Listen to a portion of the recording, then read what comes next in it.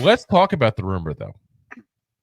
Because the rumor is Shedeur Sanders is only going to Vegas. That's been the rumor from the get-go. And I don't get it. Like, do you get it, Rob? Am I crazy? Like, do you understand why this, like, what the hell, what's the positive about Las Vegas Raiders? He likes the weather. I don't know. It's ridiculous to me because, like, at the end of it, like, yes, the Raiders have a long history as well as the Giants, but the Giants do have like a lot of weapons, like, and they did not go on a fire sale with their team like the Raiders have done, and they kind of get everyone away. Like the only talent they have there that's going to make a difference is Maxx Crosby, and let's be real, that's not going to help Sanders out. Not to mention, Crosby might want to trade at this point. He's been vocal in the past about, if this doesn't happen, I'll ask for a trade. Yeah, so it's like you can go to the system where you know you got a better offensive line. You're going to have a really good rookie at that point, a sophomore wide receiver with Wan'Dale, who's been one of the best third down receivers in the league, which is crazy to say because he's been on with a bad team, and there I go crazy again. I say, we're about to lose you, man. And then, like, you still have Slayton there. You know, you got a quote-unquote coach that's an offensive guru. Like, why wouldn't you want to go to the Giants? Plus your defense, like, you keep that defense off the field, they're going to play a lot better. So but you could be a hero of New York. It's beyond even, like, would he play for New York? To me, it's like why would he sit there and say, I'm going to play for Vegas and that's it? Because that's been the vibe people have. Like, he's going to Vegas. He wants to go play for Vegas. Why? The only thing you think of is, like, you go there and you take a losing organization and make them winners. You bring back that losing organization. Kind of Browns aren't a losing organization. I hear you, but at least the Raiders have more of recognition of a fan base too. Stroke his ego a little bit. I feel like you look at what is going on in Vegas. You have an ownership group that is horrendous. Let's be very frank on that. Like, you know, what is going on with your camera, dude? give someone like visual Tourette's over here. Like, what's going on here? Seizure's happening. Put your other camera on. But yeah, we have, you know, a situation where you literally have a quarterback that supposedly only wants to play for a team that has a bad ownership group. Because I know they got, you know, Tom Brady now, obviously. Tom Brady being added to ownership group there.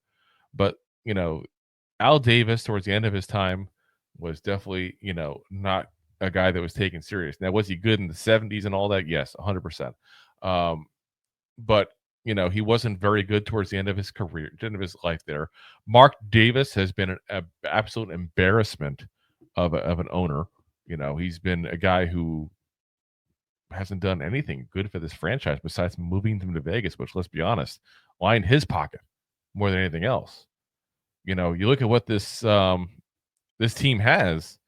They have Brock Bowers at tight end. They traded away Davante Adams. They went ahead and, you know, got rid of Josh Jacobs at that point. And I get it. The Giants got rid of, you know, Barkley. You can go ahead and say that part. But the other thing is that the Giants at least got Tyrone Tracy, you know, who's been a very, very good rookie running back. The Raiders literally don't have a single player over 350 rushing yards, guys. They have only one player with more than 185 rushing yards. That's bad. You know, and if you look at what they got on the receiving wise, Brock Bowers, again, beast, absolute goddamn beast. You know, and you can sit there and say he's probably the best receiving player in the NFL because he's having a better year than Neighbors. He's having a better year than, you know, Marvin Harrison Jr., any of those guys. You know, you got him. You got Jacoby Myers, who's a decent receiver. But it's not like they're stacked up at that point. I don't get it. I don't get why people are thinking that he wants to play specifically for the Raiders. And then you think this, guys. I'm going to give you guys something that I think is just massively overlooked. And this may breaking. Rookies don't get to pick where the hell they play. No. Like they get drafted. Shedeur Sanders said he won't play anywhere but Las Vegas, so he's going to play in Las Vegas. That's not how this works. No, that's why you have a draft. And, you got two people in their career that I can think of off the top of my head that had this scenario happen, potentially where they didn't want to play somewhere. That's Eli Manning, obviously, and obviously that one went the Giants' way very well. And then you also have John Elway, who obviously traded himself, got himself traded from the Baltimore Colts to the Denver Broncos. And obviously that worked very well for him and Broncos fans. But this doesn't happen all the time.